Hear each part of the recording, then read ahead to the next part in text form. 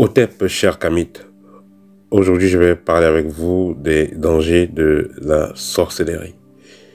Suivez cette vidéo et on se revoit à la suite. Au petit village Ekoumofeu, par Mengeme, département d'Union Esso, région du centre Cameroun, une histoire effroyable se vit. Dans ce village, vit un certain Dadi Laurent Mosumbu. Âgé d'environ 60 ans, il est l'auteur des morts en série enregistrées ici. Au total, 8 corps déjà. Je suis attristé. Au total, 8 personnes décédées du même poison. Actuellement, là, on n'a plus peur de la mort. Nous sommes déjà morts. Il a reconnu que c'est lui qui a tué Sibomba avec d'autres personnes là. Il reconnaît avoir été initié par ses grands-parents depuis son enfance. En moi, disons depuis le bas âge, mon corps n'était pas bien. Mais on me dit que c'était à partir de mes aïeux, de ma grand-mère. C'est à partir d'elle. Il tue et reconnaît aussi avoir lancé des malédictions à tout un village. Il a reconnu qu'il nous a lancé du sort, qu'il nous a lancé les maladies. Il n'a plus droit de citer entre nous. Ils sont même déjà guéris. Oui, à part qu'on les a donné des remèdes au jour de la tenue de parade.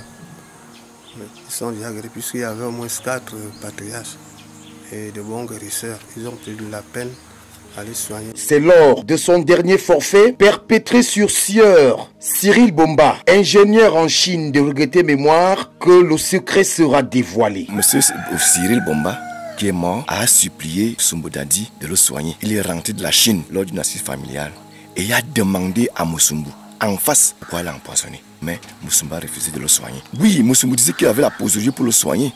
Il disait qu'il a, mais seulement que ses esprits refusent qu'il soigne les gens. Saisi par les éléments du poste de police de Mengeme, l'auteur n'est pas passé par 2 chemins pour relever son identité. On a été saisi avec le décès de M. Bomba, qui de son vivant avait déclaré que M. Mosumbu l'aurait empoisonné. Et le suspect a avoué publiquement, et ce qui a causé donc provoqué la colère chez les victimes. Pour le faire, il utilisait l'oignon sauvage. Il nous a conduit tour à tour dans son domicile où on a récupéré la boîte qui contenait le poison, une pierre, une écorce, qu'on appelle en langue locale botor, une tige d'oignon sauvage qu'on a récupérée dans sa cacaoyère et une calebasse qui contenait une eau de cadavre. Aujourd'hui, tout le village est en colère et demande sa mort immédiate. Conduit chez le sous-préfet, ce dernier lui aurait donné l'interdiction de séjour jusqu'à nouvel ordre. Le chef de poste invite les populations à un peu plus de collaboration que comprendre de cette cruauté. De toutes les façons, la justice se chargera peut-être de la suite de l'affaire, même comme lui-même déclare qu'il est déjà mort.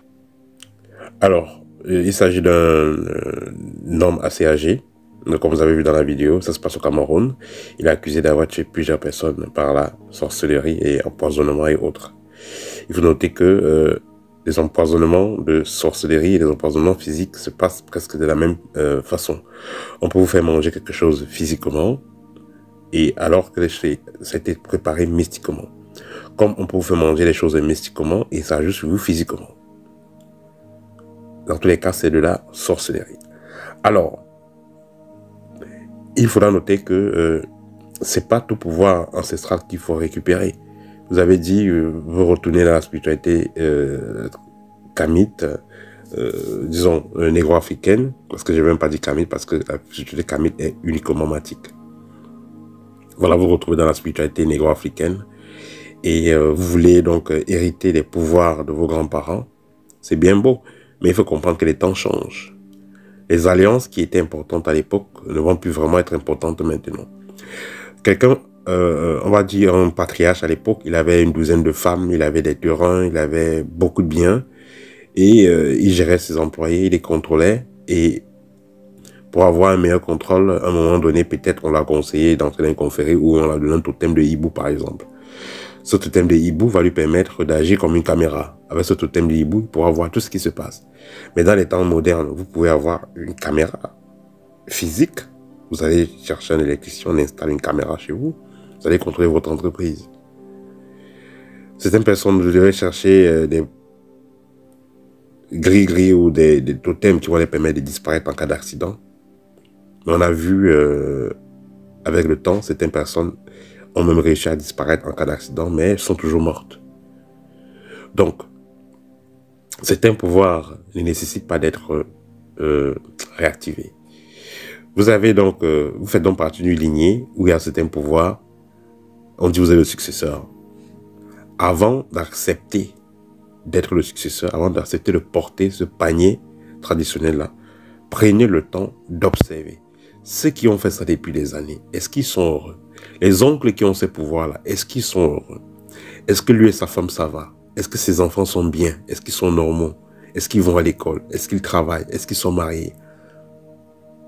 Est-ce que les petits-enfants de la personne sont bien? Est-ce qu'il n'y a pas de mort bizarre dans la famille?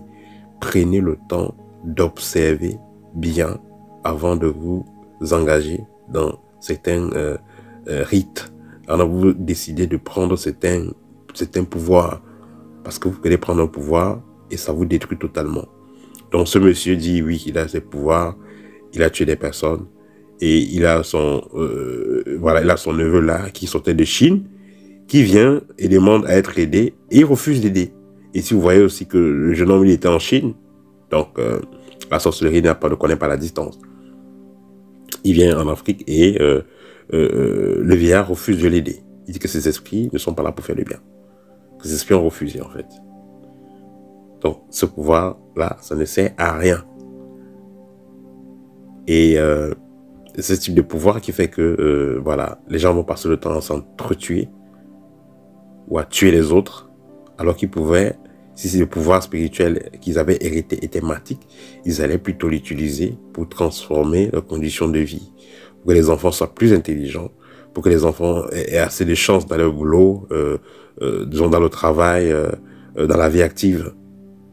Mais non, c'est pas le cas. C'est un pouvoir qui va les permettre tout simplement de manger les autres en sorcellerie, détruire les autres. Donc faites très attention avant de vous engager à porter le panier mystique dans votre famille. Voilà, parce que il faut comprendre son malheur du Verseau, c'est les choses changent. Il y a des choses que nos parents, nos grands-parents ont fait depuis des siècles. Ça a aidé dans un cas, mais dans l'autre cas aussi, ça n'a pas aidé. Ça a mis plutôt des personnes dans la merde. Et vous verrez comme ça, dans beaucoup de familles, vous entendrez l'histoire, la maman a accouché 10 enfants, il ne reste que 7. Elle a accouché 7, il ne reste que 3, ainsi de suite. Avec des morts bizarres, parce que justement, c'est les alliances qui pèsent sur la tête.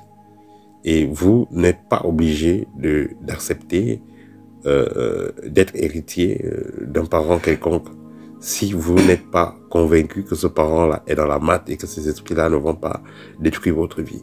Parce qu'une fois que vous avez déjà pris, vous ne pouvez plus lâcher facilement. Une fois que vous avez pris donc ce panier mystique-là, vous ne pouvez plus, cet héritage-là, vous ne pouvez plus le lâcher facilement parce que vous êtes déjà en alliance avec ces esprits.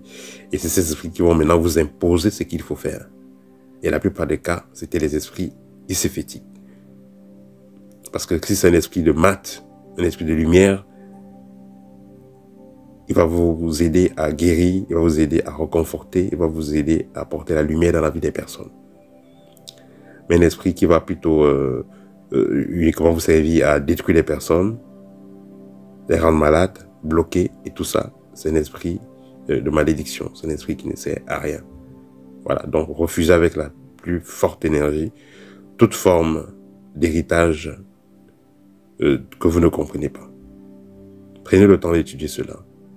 Comme je l'ai dit, je le répète, vérifiez l'oncle qui vous propose ce pouvoir-là, le parent qui vous propose ce pouvoir-là, est-ce qu'il est heureux avec sa femme? Est-ce qu'il est heureux avec ses enfants, ses petits-enfants? Est-ce que la famille est rayonnante? Est-ce que ses fils sont mariés? Est-ce que ses fils sont mariés? Est-ce qu'ils ont du travail?